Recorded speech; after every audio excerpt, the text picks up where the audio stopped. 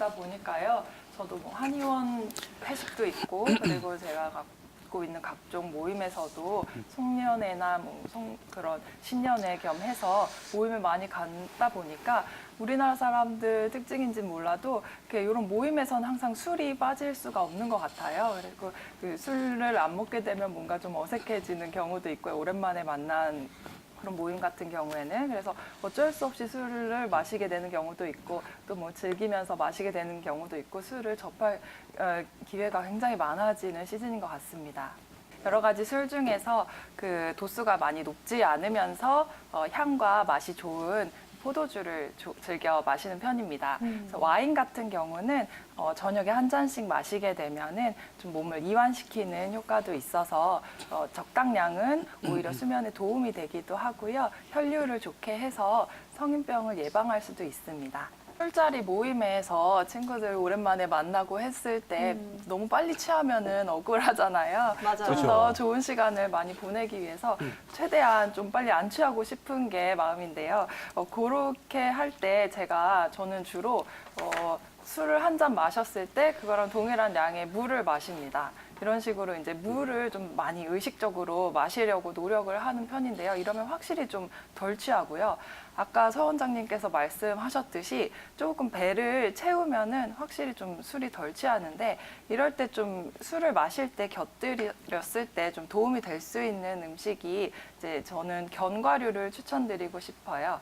견과류는 좀 이제 그 식물성 지방도 있고 필수 아미노산도 많이 포함하고 있어서 이제 위 점막을 좀 보호하면서 우리가 이제 술 마시면서 탈수 작용으로 인해서 많이 이런 미네랄들이 빠져나가게 되는데 그런 것들도 보충할 수 있는 효과도 있기 때문에 그런 것들을 곁들여서 드셔주시면 조금 덜 취하면서 몸을 좀 덜 상하게 하는 방법이지 않을까 싶습니다. 네. 시중에 요새 많이 나오는 그런 숙취 해소용 음료라던가 환 같은 것들이 있는데 그런 재료들을 살펴보면은 뭐 헛개나무도 있고요. 그다음에 칡도 있고 칡은 이제 우리가 한의학에서 말하는 갈근이라고 하는데요. 갈근 혹은 갈화.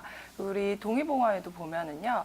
주상방이라고 해서 그 술 마심으로 인해서 몸이 상했을 때 처방하는 한약들이 있는데요. 그런 약들을 이제 그 구성을 살펴보면 갈근이나 갈화 이런 것들이 굉장히 많고요.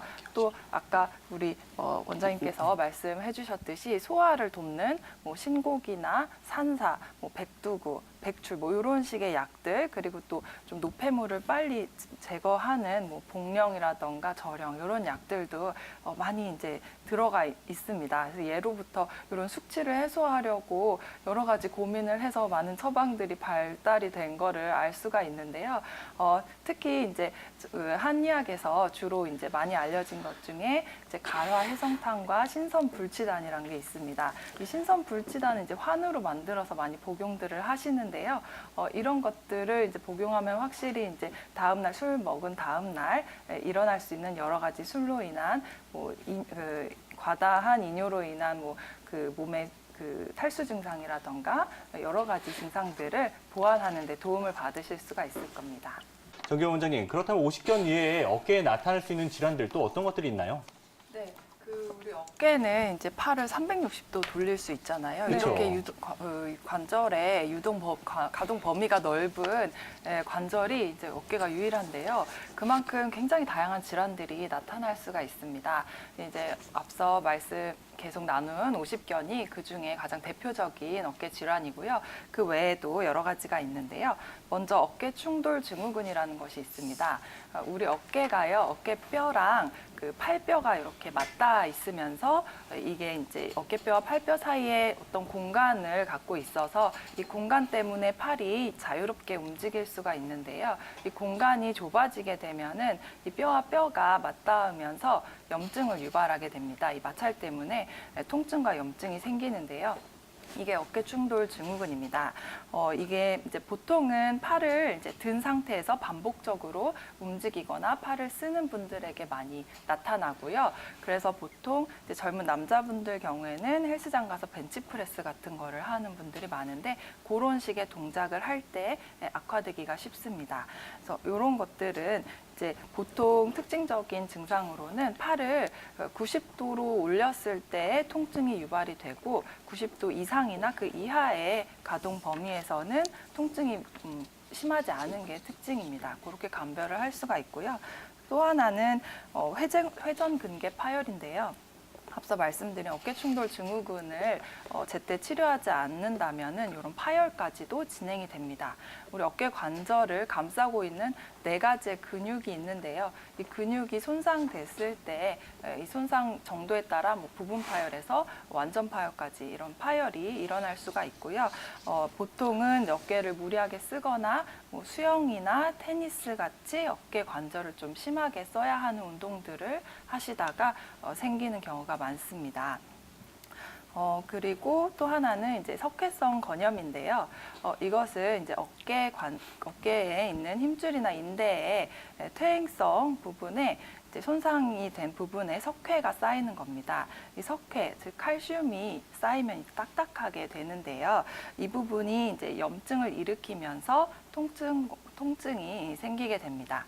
그런데 요거는 보통 이제 다른 어깨 질환과는 다르게 갑작스럽게 나타나는 경우가 많고요. 어떤 특정 동작이나 가동 범위랑은 무관하게 그냥 아무 이유 없이 나타나는 경우가 많고 극심한 통증을 나타내다가 갑자기 또 통증이 사라지고 특히 이제 밤에 자다가 자세를 바꾸려고 몸을 뒤척일 때 심한 통증을 느끼다가 또 괜찮아지고 이런 식의 특징을 갖고 있고요.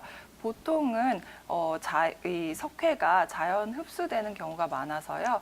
한의원에 이제 침치료나 뜸치료, 약침치료 이런 것들을 적절히 받으시게 되면 좀 효과적으로 없앨 수가 있게 됩니다. 평소에 이 어깨 근육을 좀 강화시킬 수 있는 운동을 알아보면 좋잖아요. 어떤 것들을 실천하면 좋을까요? 네네, 미리미리 예방하는 게 제일 중요하겠죠. 오늘은 간단하게 2가지만 제가 설명을 드릴 건데요. 일상생활에서 언제든 누구나 할 수 있는 동작들입니다. 먼저 앉아서 할 수 있는 동작인데요. 지금 TV를 보시면서 책상이나 뭐 탁자 앞에 앉아 계신 분들도 해보실 수 있어요. 손을 탁자 위에 올리시고요. 팔을 쭉 뻗은 상태에서 몸을 앞으로 깊이 숙이면서 팔을 쭉 눌려주시면은 어깨 관절이 늘어나면서 어깨 부분의 유연성이 좋아지고 오십견도 예방될 수가 있습니다. 틈틈이 하시면 도움이 많이 되실 것 같고요. 또 2번째로는 이제 서서나 뭐 앉아서 어디서든 벽만 있으면 할 수 있는 동작입니다. 손을 벽에 짚은 상태에서 등을 쭉 펴시고 그리고 가슴을 쭉 앞으로 내밀게 되면은 이제 팔에 힘이 들어가면서 어깨가 펴지는 기분을 느끼실 수가 있는데요. 이때 이제 손을 위아래 좌우 이렇게 높이나 너비를 좀 바꿔가면서 이 동작을 시행을 하시면 이제 어깨 관절의 다양한 부분에 자극이 되면서 스트레칭이 되는 효과가 있습니다.